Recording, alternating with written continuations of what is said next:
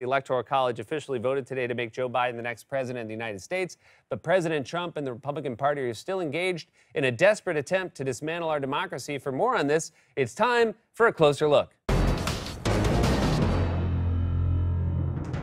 As bleak as things are right now, today was a truly historic day that provided at least a few glimmers of hope. This morning, we witnessed the first non-trial COVID vaccines administered to frontline healthcare workers. And man, I never thought I'd be so happy to see someone get a shot.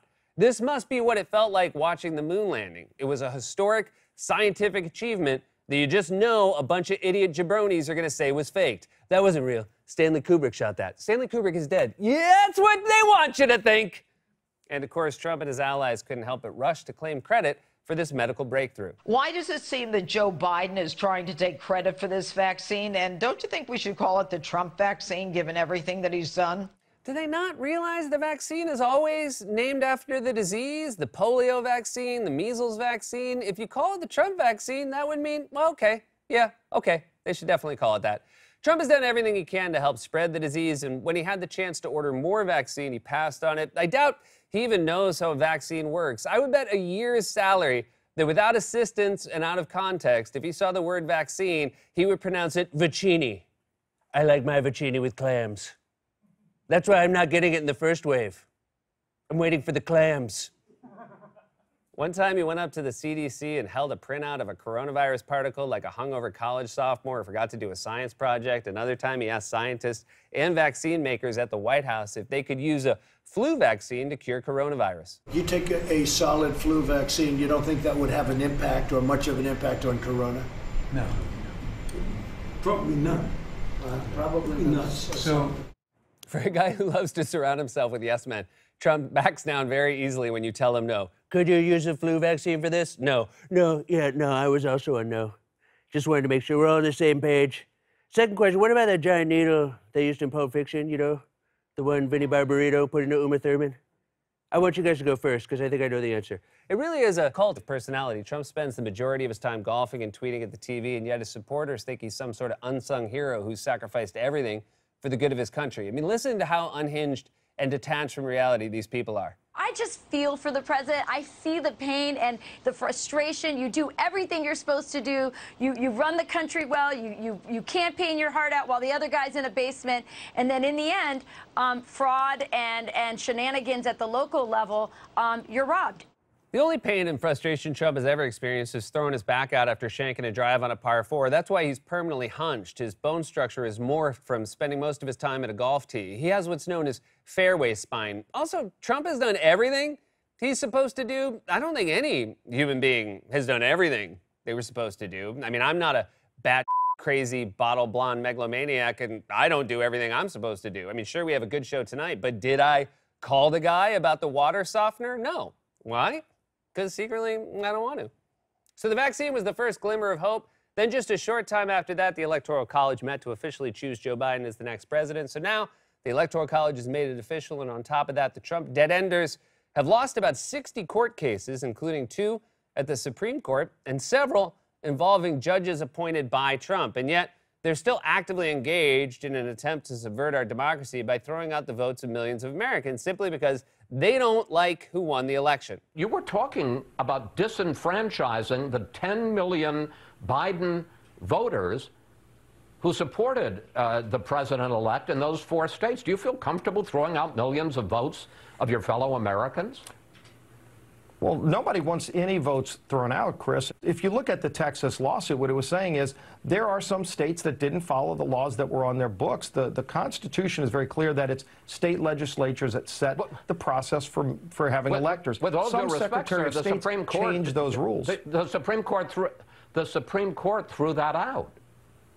They didn't even hear it. The Supreme Court said they weren't going to take the case. They said Texas didn't have standing.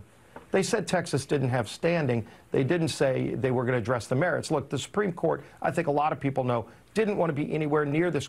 Yeah, they didn't want to be anywhere near this. What does that tell you? Even the extreme conservatives, including 3 Trump appointees, didn't want to be anywhere near this thing because it was too crazy. They were all happy to go with Trump to TP the principal's house, but when he said, now should we go in and kill him? He had to know they were going to back out. And then today, Trump advisor Stephen Miller went on Fox and Friends to insist that just because the Electoral College was voting doesn't mean the effort to steal the election was over. We have more than enough time to right the wrong of this fraudulent election result and certify Donald Trump as the winner of the election.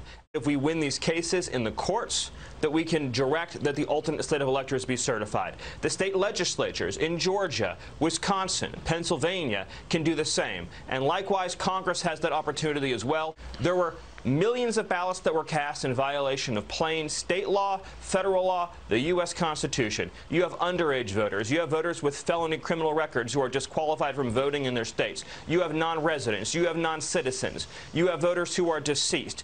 First of all, none of that is true. Second, of course Miller thinks there are dead voters because he is a dead voter, technically undead. He came into existence when a Charles Adams drawing was struck by lightning. Just to be clear, what he's saying there is that Congress and state legislatures should step in and overturn an election in which 7 million more Americans voted for Biden than Trump.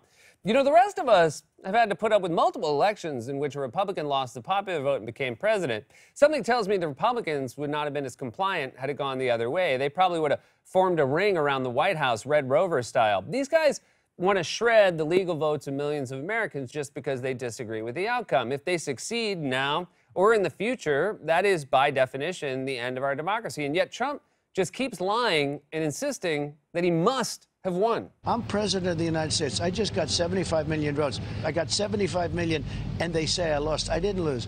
The election was rigged.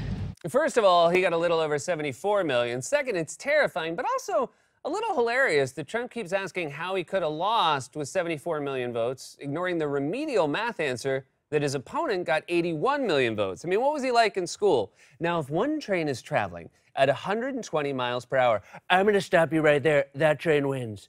I don't even want to hear about another train. Do you know how fast 120 miles per hour is? That's cheetah fast. Well, Donald, the second train is traveling at 130 miles per hour. But why are we hearing about this second train now? Because when everyone heard about this first train, fast train, 120 miles per hour, they all started congratulating that train. And then in the middle of the night, all of a sudden, there's a second train. And now the first train is... I don't think so. I don't think so. Are you done, Donald? I am done. Did I get another F? Be straight with me. So this is what the president and his allies in the Republican Party are obsessively focused on. Meanwhile, we're currently in a national catastrophe that's unprecedented in our lifetimes, and it's only getting worse. Even with the hope of a vaccine on the horizon, we're facing months of hardship and pain.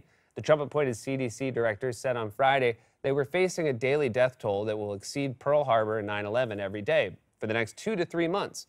And here's how the normally mild-mannered governor of New Jersey put it on Sunday. For all the good news, the light at the end of the tunnel, and the vaccine exemplifies that as much as anything, the next number of weeks are going to be hell. It's not good when you see a politician who's normally as subdued as Murphy say we're about to go through hell. It's like having your accountant do your taxes and say, okay, let's just add in your state and local tax liability, plus your property taxes and your income taxes, and I don't want to forget about your payroll taxes, and it looks like, yep.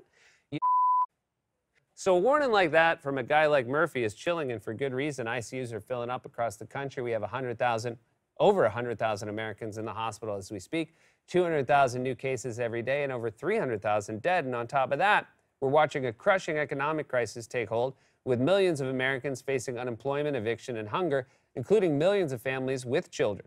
Forget being president. Any decent, compassionate, sane human being is asking themselves right now, what can I do to help? Whether it's donating to a food bank, or checking in on your vulnerable friends and neighbors, or just doing everything you can personally to stay safe and stop the spread of the disease. And yet the president is obsessively focused on two things: plunging the country into an unprecedented political crisis that would end our democracy as we know it, and whacking divots at his golf course like he's trying to put a dying quail out of its misery.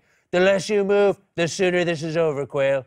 But I'm so glad you're able to squeeze some leisure time into your packed schedule of scream tweeting insane conspiracy theories and showing up to the Army-Navy game without a mask like a walking one-man Chernobyl. Even Bane had the decency to show up to a football game with a mask. Can't you see, Batman? It's an airborne transition. It's just getting better. Shoe, my Bane's getting better. Try transmission. What did I say? Transition. Oh, well, I think both work. Seriously.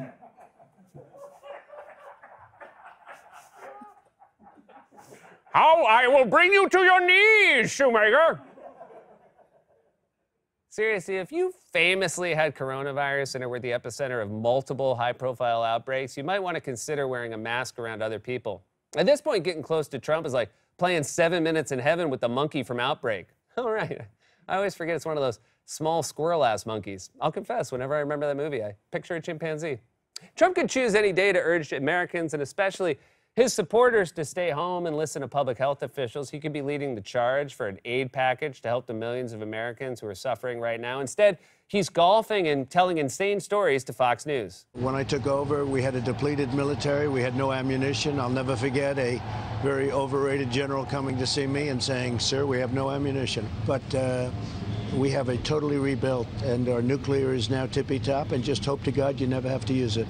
Ah, yes, that well-known military term, tippy-top. Whenever Trump is talking about something technical he doesn't know anything about, he sounds like Mrs. Doubtfire pretending to be British. Oh, dear, you want to fill the teacup with the sugar all the way to the tippy-top. Can you imagine Trump in the Situation Room surrounded by generals deciding whether to launch a nuke? Sir, the Russians have initiated a launch sequence. Should we respond with the ICBMs or the B-52s? Neither. Tell them we'll be launching the tippy-tops. Now, if you need me, I'll be in my bunker peeing my jammy jams. Also, why did he say that he learned this from an overrated general? Trump hates people so much that even when it would help him make his point, he undermines their credibility. Yes, detective, I have an alibi for the night of the murder. Call Lion Eddie Exaggerations.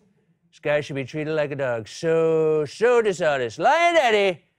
He knows where I was last night. And why does he keep repeating the lie that the military was out of ammunition when he took office? In Trump's mind, we had Navy warships patrolling international waters armed with nothing more than T-shirt cannons. Captain, the enemy ship is getting closer. Well, it's your unlucky day, you sons of bitches, because I assure you, y'all not ready for this. Fire! Fire! Fire! Virtually.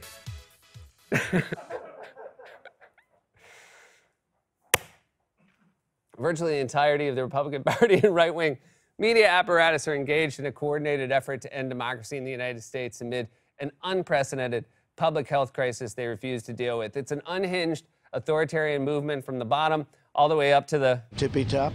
This has been A Closer Look. God's Love We Deliver cooks and brings over 2 million meals a year to men, women, and children living with HIV, AIDS, cancer, and other serious illnesses, and they need your help now more than ever. If you're watching this online, you can hit the donate button. Stay safe, wash your hands, wear a mask. We love you.